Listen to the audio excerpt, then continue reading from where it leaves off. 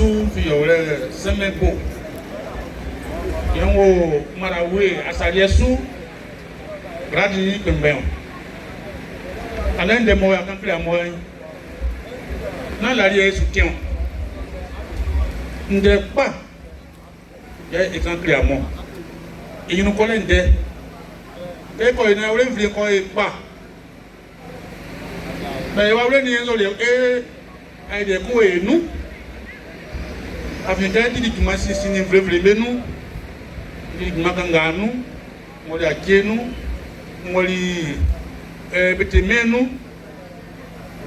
kabo ga simple wa ore fuekun won ko la bu o tinde pa bi no kolende ba elende mais quand ko la boulele mo betinge ils sont projet voici et créer là-dedans qu'est-ce que tu m'as créé aller on les créer aller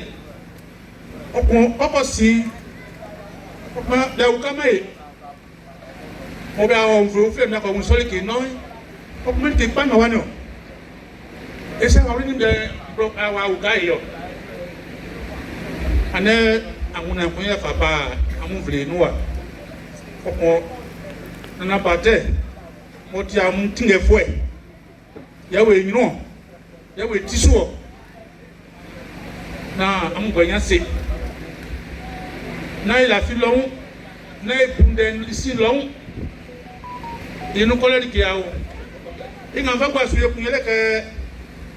evre menu e promesu ele cadre beba ya usa amunu nde e ka una na subesu songa sawe isiyon politique nga we isiyon amu yaki eti gbengben surtout chef mo amu yaki atan mami assez en train de crever c'est vrai que petit amu tinge fo petit amu supo petit amu ima mais atinga esouffle wa e ko pa ile awo son tambe faso na eson na batebo na projet na mo esi wa projet ni owenyu na nwino sonti isimbule ambu kansa o na ami jaso ami susu na am fagba si yolo